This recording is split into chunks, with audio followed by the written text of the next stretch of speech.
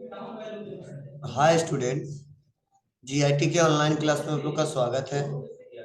आज के क्लासेस हम लोग सीखने वाले हैं परचेज वाउचर में हम लोग एंट्री कैसे पास करते हैं और परचेज वाउचर का इस्तेमाल हम लोग क्यों करते हैं और किस कंडीशन में करते हैं, वो हम लोग आज के क्लासेस में एक एक करके स्टेप बाय स्टेप सीखने वाले हैं। तो चलिए, इसको समझने के लिए हम आते हैं बैक और इसको थोड़ा हम एक एक करके समझते हैं। देखिए, ध्यान दीजिएगा सभी लोग। जब भी अगर आपके सामने आ गया कि परचेज वाउचर का इस्तेमाल कब करते हैं, ठीक है, तो देखो, जब हमारा बिजनेस, समझना थोड़ा सा, जब हमारा बिजनेस क्या कर रहा है, कोई गुड्स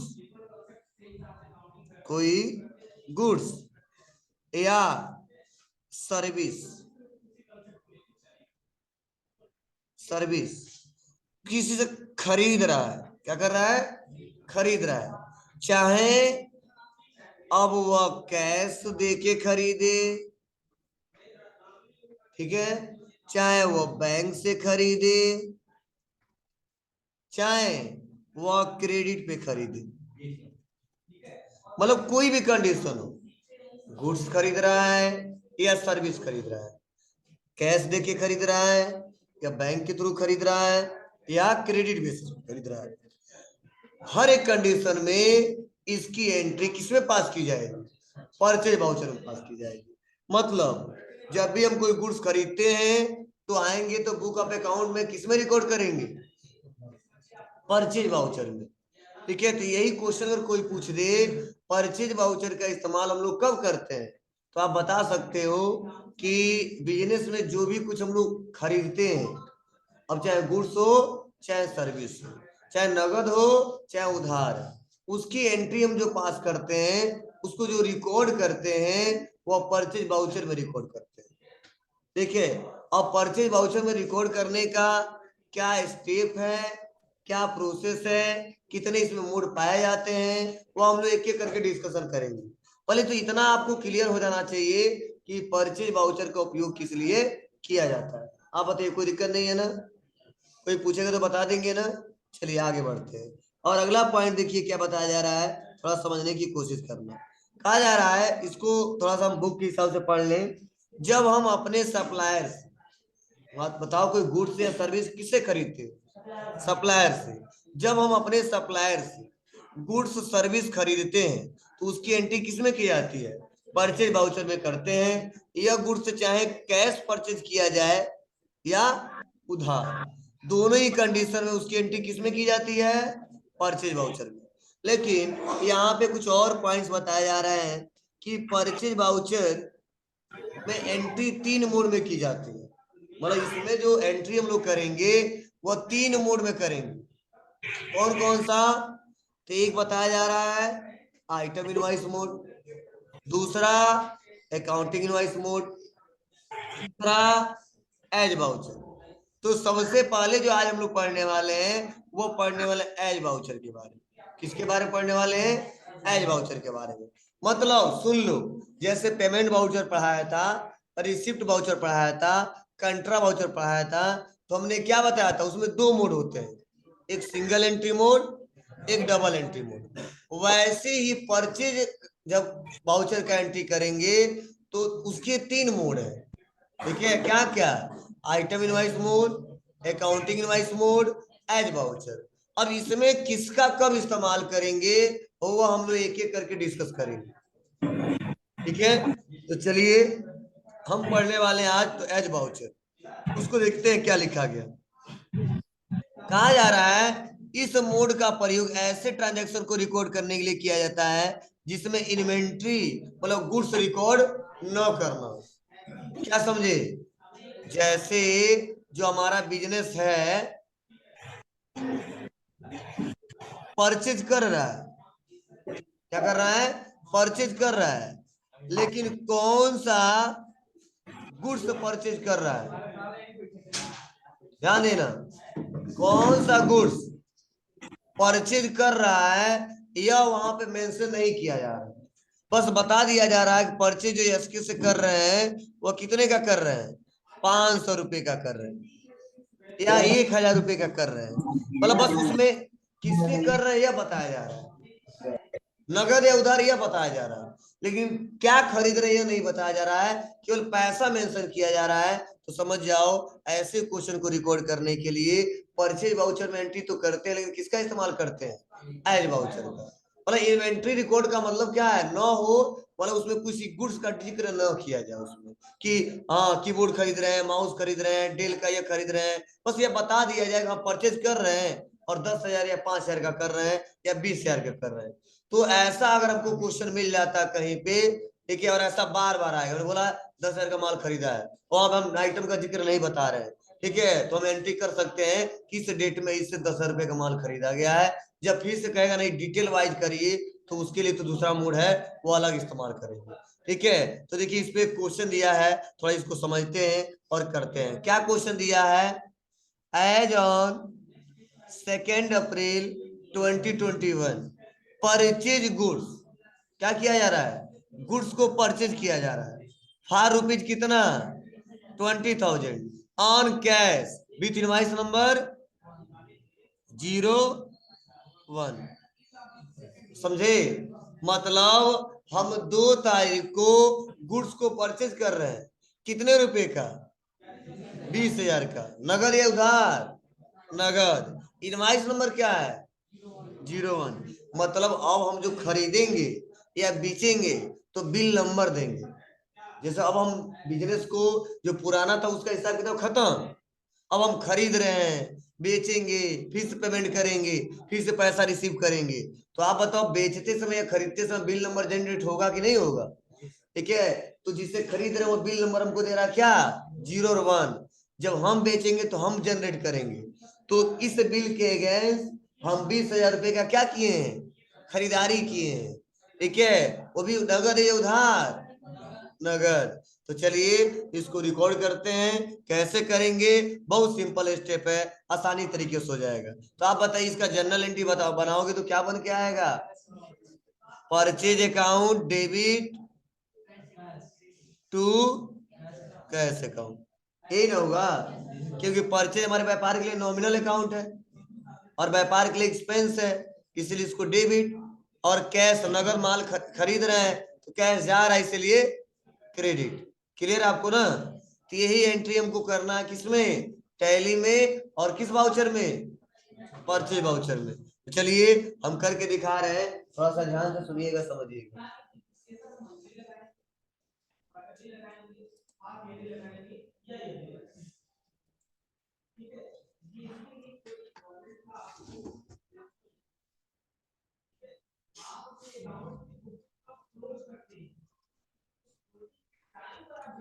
वाउचर, कौन सा voucher, purchase voucher, purchase voucher के लिए शॉर्टकट की जी, ये अपनाएं, F9 दबा दिया, कौन सा वाउचर आ गया, परचेज वाउचर। अब कंट्रोल एच करेंगे, अब कौन सा, देखो 3 मोड दिख रहा है ना, item invoice mode, accounting invoice mode, as voucher, क्या लेना है जी, सप्लायर इनवॉइस नंबर क्या दिया है, 01, इंटर डेट, जो डेट है मेंशन कर देंगे, और मैंने बताया था क्या होता है ट्रायल में और क्या होता है खरीदने में, मतलब डेट हर एक डेट मेंशन नहीं कर सकते इसमें, ट्रायल में थोड़ा सा ही अंतर होता है। इंटर दबा देते हैं, क्रेडिट किसको करना है, कैश को, कितने रुपए से जी, इंटर दबाते जाएंगे, हमको कुछ करना नहीं है यहाँ पे, कितना 20,000। डेबिट किसको करना है, ठीक है, तो अल्ट सी करेंगे और लिखेंगे परचेज अकाउंट। अभी आगे थोड़ा सा और बताएंगे, परचेज लोकल भी कर सकते हैं, ठीक है, लेकिन आगे हम रूल बताएंगे, बस इसमें परचेज अकाउंट कर दीजिए, under group purchase account, types of ledger not applicable, GST applicable, goods या सर्विस, गुड्स, यहाँ पे ध्यान देना, क्या लेना है, यहाँ पे कहेगा इज जीएसटी एप्लीकेबल, रूल है yes, set alter GST detail, हमने बोला नो। टाइप्स ऑफ सप्लाई, क्या सप्लाई कर रहे हैं, गुड्स या सर्विस, गुड्स। नेम आइटम पूछा जा रहा है तो हमने बोला नो, आइटम को कोई जिक्र नहीं। आगे 20,000 परचेज। अब कोई पूछेगा आज के बाद से, आज पूछेगा कितने का परचेज किया तो क्या बताओगे, 20,000 का। किससे बताओगे, और भी बताऊंगा, इंटर एक्सेप्ट। अब बताइए क्वेश्चन हमने किया, देखना है तो कहाँ जाएंगे, बैक आएंगे, कहाँ आएंगे, डे बुक। तो आप बताइए अभी तक हमने लगभग ज्यादा क्वेश्चन कर लिया है, पेमेंट किया है, रिसिप्ट किया है, कंट्रैक्ट किया है, परचेज किया है।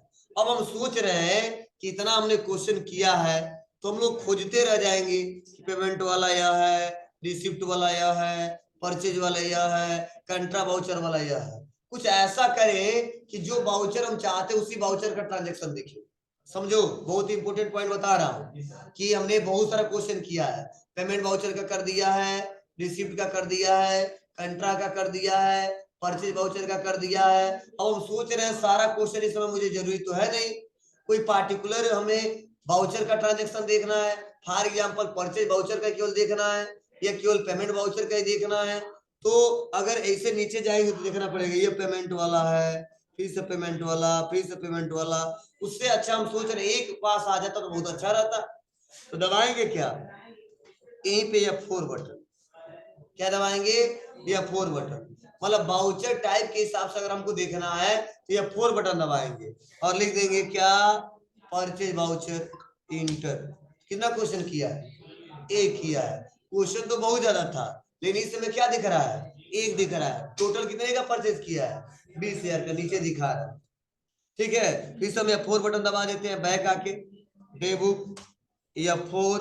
अब इस बार किसका देखना है, पेमेंट वाउचर का। समझ में आया, बोलो। तो यह तरीका है, आसानी तरीके से वो देख लेंगे।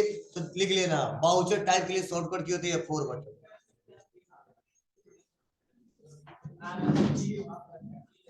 इधर ही बैठ जाओ यहाँ पे।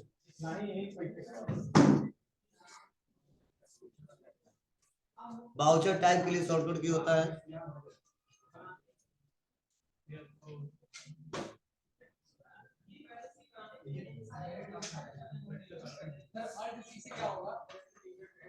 अल्ट सी से हम लोग क्रिएट कर सकते कुछ भी नया, लेजर हो, आइटम हो, ग्रुप हो, सब अल्ट सी से क्रिएट किया जा सकता है।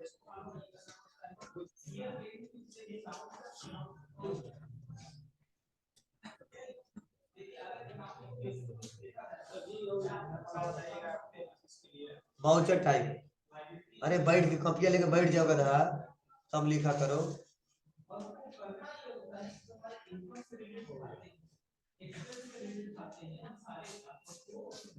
क्लियर है बाबू, चलिए नेक्स्ट आगे बढ़ते। इसमें कोई किसी को डाउट नहीं है ना, चलिए चलिए आगे बढ़ते अगला क्वेश्चन। ये पहला हो गया, अब आते हैं दूसरे पे। दूसरा क्या कह रहा है, थोड़ा समझना, थोड़ा सा कहा जा रहा है कि as on 2 April 2021 purchase goods, goods को क्या किया जा रहा है, परचेज किया जा रहा है।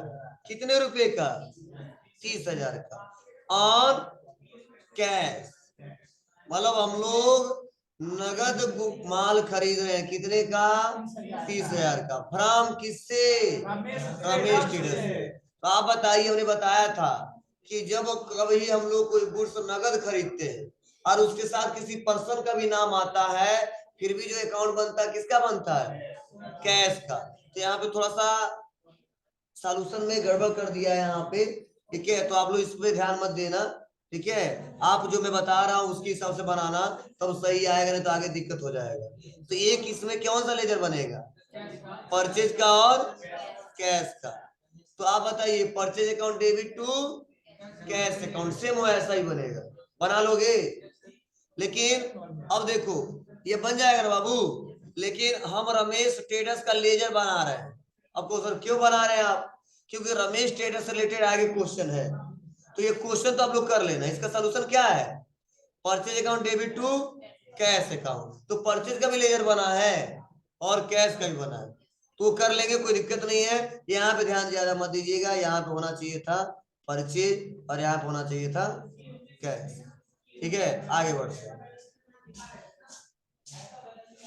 पढ़ने वाले क्या अगला देखो, सबसे पहले एक हम लेजर बना लेते हैं, किसका, रमेश का, क्योंकि रमेश से रिलेटेड आगे क्वेश्चन है।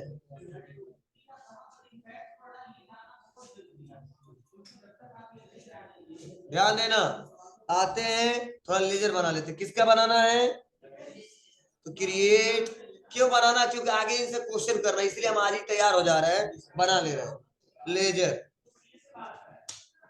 रमेश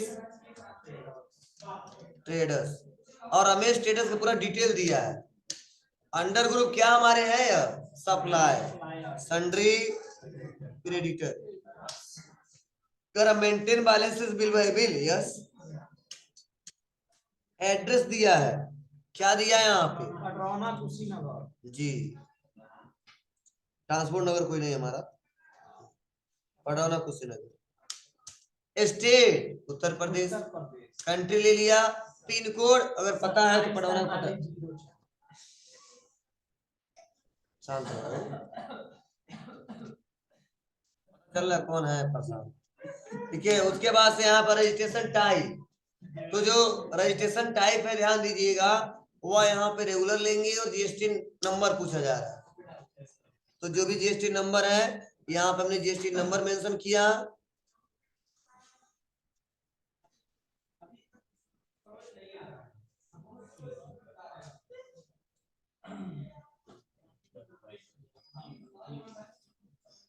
सब डिटेल भर दिया ना, इंटर, अब एक्सेप्ट, अब बैक आएंगे। अब क्वेश्चन देखते हैं, क्वेश्चन क्या कह रहा है, क्वेश्चन कौन सा है, ध्यान दीजिएगा। माउस चल रहा है,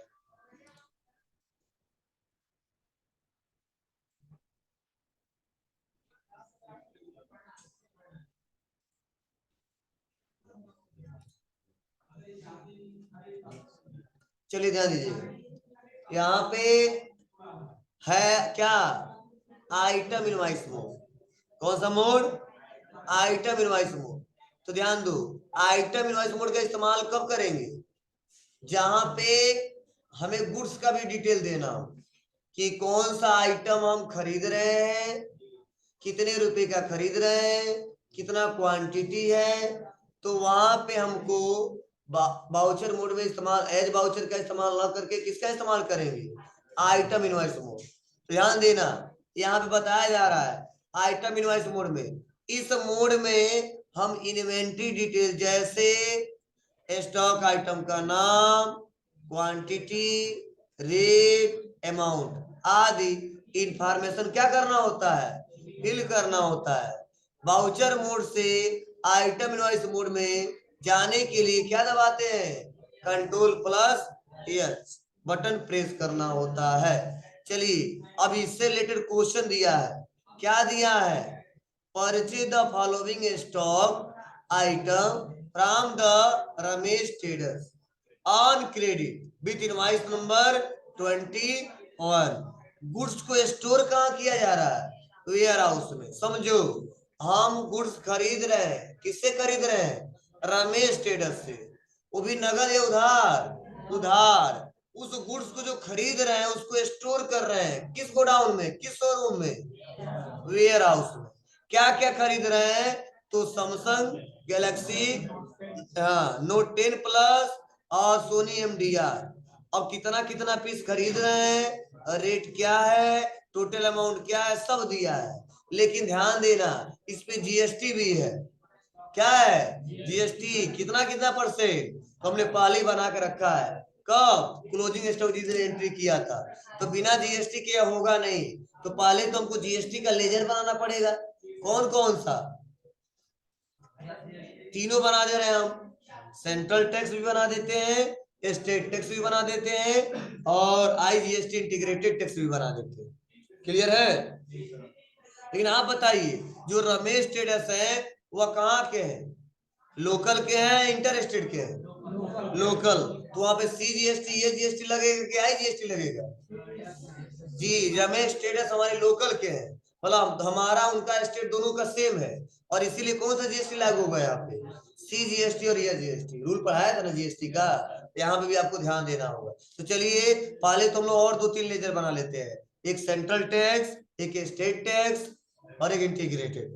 तो इसको बनाने के लिए कहाँ जाएंगे, तो इसको बनाने के लिए फिर से आ जाएंगे टैली पे, और आ जाते हैं क्रिएट पे और लेजर पे, और उसके बाद से बनाएंगे CGST बना लेते हैं, अच्छा रहेगा।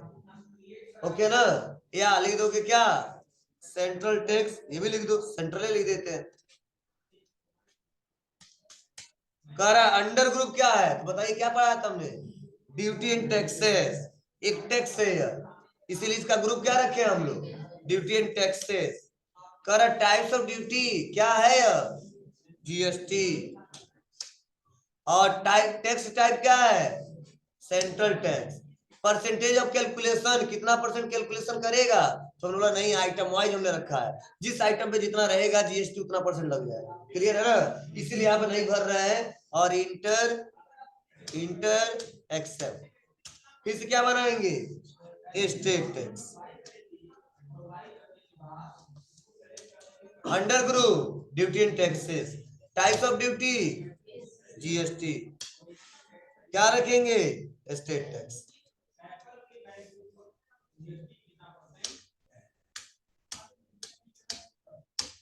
हो गया। और यही पे एक और बना लेते, कौन फिर से बार बार आएगा, IGST, जीएसटी, कौन सा जीएसटी, इंटीग्रेटेड।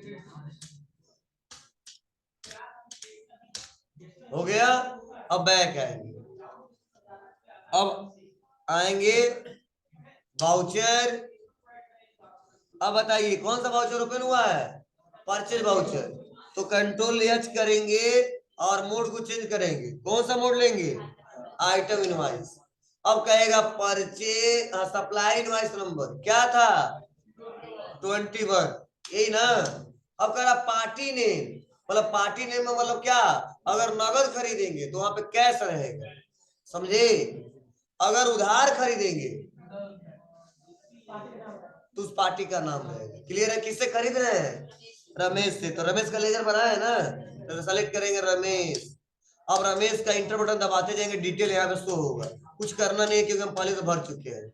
अब कह रहा है परचेज लेजर, तो आप बताइए लोकल के इंटर स्टेट के हैं जी, इसीलिए हम यहाँ पे जो हमने ये परचेज का लेजर बनाया है, थोड़ा सा इसको चेंज कर देते हैं, और चेंज करने के बाद से चेंज कैसे करेंगे, कंट्रोल इंटर, क्या करेंगे, कंट्रोल इंटर, मतलब एक ही बार अल्टर हो जाएगा, और लिख देंगे परचेज लोकल। क्यों, जिससे आपको क्लियर हो सके, जो लोकल वाले आएंगे लोकल में डालेंगे, और जो इंटर स्टेट वाले आएंगे इंटर स्टेट। तो क्या कर दिया हमने, परचेज लोकल, और कुछ नहीं करना, कंट्रोल लेकर के सेव। तो यहाँ पे लोकल आ गया ना, लोकल क्यों, क्योंकि जो हमारा सप्लायर वो लोकल का है, मतलब हमारे ही स्टेट का है। क्लियर है ना। अब आइटम नेम क्या है,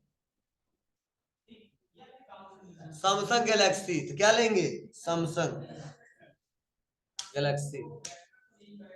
किस लोकेशन पे रख रहे हैं, वेयर हाउस में। कितना पीस, रेट क्या है, 21,000। चलिए फिर से इंटर, दूसरा क्या है, सोनी MDR, सोनी बना है ना, तो लिखेंगे सोनी तो अपने आप आ जाएगा। कहाँ रख रहे हैं इसको, वेयर हाउस। क्वांटिटी कितना है, 3 पीस, रेट क्या है, जो भी है डाल देंगे, ओके इंटर। टोटल वैल्यू कितना आ गया, 45,600। अब 45,600 पे जीएसटी लागू होगा। अब सैमसंग पे जितना जीएसटी होगा वह जोड़ लेगा, उस पे उतना पैसा, सोनी MDR पे जितना परसेंट जीएसटी होगा वो पैसा जोड़ देगा। तो देखो मेरे हिसाब से दोनों पे 18% ही, क्योंकि आप लोग जो क्लोजिंग स्टॉक एंट्री किए थे सब पे कितना था, 18%। अब कैसे मानोगे रियल में सही बता रहा है गलत बता रहा है, तो रियल में कंप्यूटर गलत बताता नहीं है जब हम लोग सही से करते हैं। तो फिर भी अगर आप खुद पता करना चाहते कितना जीएसटी आना चाहिए, तो क्या करोगे आप लोग, कंट्रोल एन, क्या करोगे, कंट्रोल एन, तो कैलकुलेटर ओपन होगा, क्या ओपन होगा, कैलकुलेटर, और लिखेंगे 45,600 गुणे 18 डिवाइड बाई 100 कितना आ गया 8208 रुपया। अब 8208 रुपया डिवाइड बाई 2 कितना आना चाहिए 4104 रुपया। मतलब CGST में 4100 और SGST में मतलब टोटल 45,600 पे जो GST लागू हुआ है कितना लागू हुआ है 8,208 रुपया। लेकिन दोनों इससे बटेगा ना, आधा पैसा CGS सेंट्रल गवर्नमेंट के खाते में और आधा स्टेट। तो CGST में कितना आएगा 4104 रुपया। SGST में कितना आएगा 4104 रुपया। मतलब सेंट्रल में भी 4104 रुपया आएगा और स्टेट में भी उतना ही आएगा। हम कैसे दिखाएं ये मैं आपको कैलकुलेटर ओपन करके कैलकुलेशन करना सिखा दिया हूं। अब हमेशा मत चेक करिएगा, एक दो क्वेश्चन चेक करिएगा सही आ रहा है कि नहीं आ रहा है, क्योंकि जल्दी गलत बताता नहीं है। हम आपको तरीका बता दिए हैं कि मान सको हाँ रियल में इतना ही आना चाहिए, कैसे आ रहा है ये नहीं समझोगे आप मनमानी आ गया जो आएगा भर देंगे। देखिए ध्यान देना, अब हम इसको क्लोज करना है तो कंट्रोल एन करके इसको फिर से क्लोज कर सकते हैं। क्लियर है। अब लिखेंगे, देखो पूरा अमाउंट आने के बाद तब हम लगाएंगे सेंट्रल, तो दिखेंगे सेंट्रल, तो सेंट्रल टैक्स आ गया कितना 4104 रुपया आया सही। फिर से स्टेट आया 4104, समझ में आया। कई लोग GST आएगा नहीं परेशान रहेंगे, तो उसी का नहीं आएगा जो सही से बनाया नहीं होगा।